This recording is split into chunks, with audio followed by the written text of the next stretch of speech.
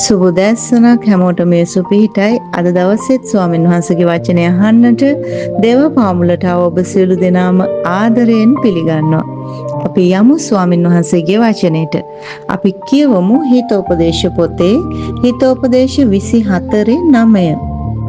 මෝඩයාගේ යෝජනාව පාපය. නින්දා කරන්නාද මනුෂ්‍යයන්ට පිළිකුලක්ය.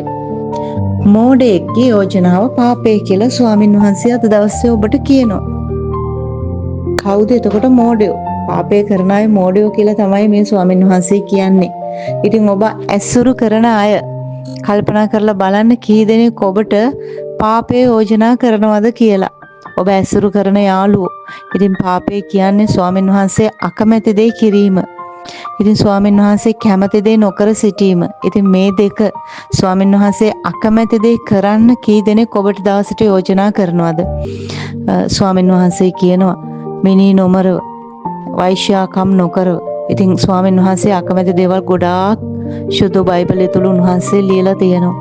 ඉතින් ඔබගේ යාළුවා, ඔබ ඇසුරු කරන කෙනා ඔබට යෝජනා කරන්නේ මොනවද කියලා කල්පනා කරලා බලන්න.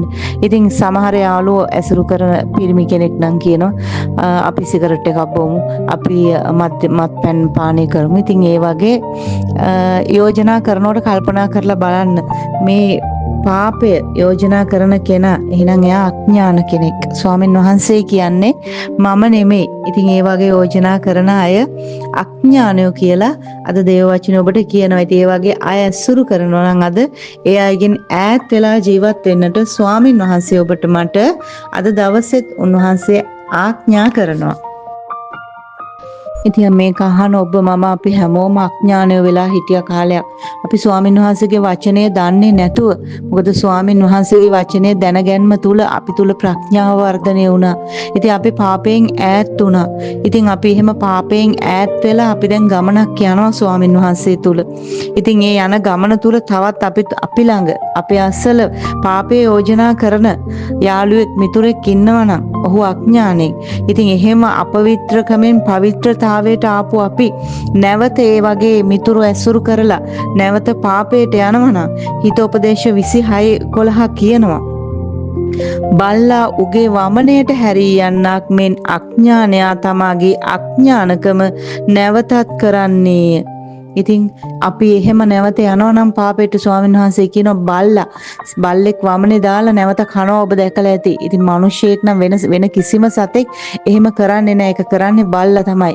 ඉතින් බල්ලෙක් නැවත ඒ කරනවා වගේ ඔබ වමනේ දාලා ඔබ නැවත කනවද? ඔබ එහෙම කෙනෙක්ද කියලා මේ උදෑසන කල්පනා කරලා බලන්න. ඉතින් ඔබ එහෙම නැවත පරණ පාපයට හැරිලා යනවා නම් ස්වාමීන් වහන්සේව දැනගෙනත් පවිත්‍ර වෙලත් උන්වහන්සේගේ ශුද්ධ වූ ලේ වලින් පිරිසිදු වෙලත් නැවත ඔබ පරණ පාපේ හොයාගෙන යනවා නම් ස්වාමීන් වහන්සේ අද ඔබට නමක් කියනවා. බල්ලා නැවත උගේ වමනේට හැරී යනවා වගේ අඥාන මිනිසයා. ඔබ අඥානෙක් එහෙනම්. අඥාන මිනිසයා තමයි නැවත පරණ පාපයට ආය හැරිලා යන්නේ.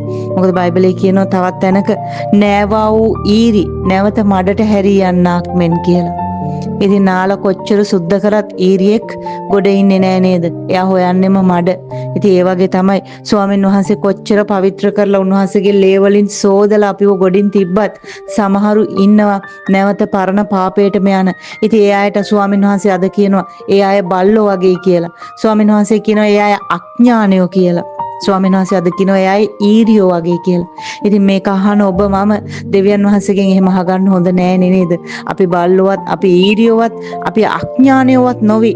ස්වාමීන් වහන්සේගේ වචනේ තුල වර්ධනය වෙමින් උන්වහන්සේගේ ප්‍රඥාවන්ත දරුවෝ බවට පත් වෙන්නට ස්වාමින් වහන්සේගේ වචනය අහන්නට උන්වහන්සේ අදත් ඔබට මට ආරාධනා කරනවා උන්වහන්සේගේ දේව පාමුලට. අද දවසෙත් ස්වාමින් වහන්සේගේ වචනය අහන්නට දේව පාමුලට ආව සියලු දෙනාටම ආශිර්වාදාත්මක දවසක් වේවා. යේසු පිහිටයි හැමෝටම.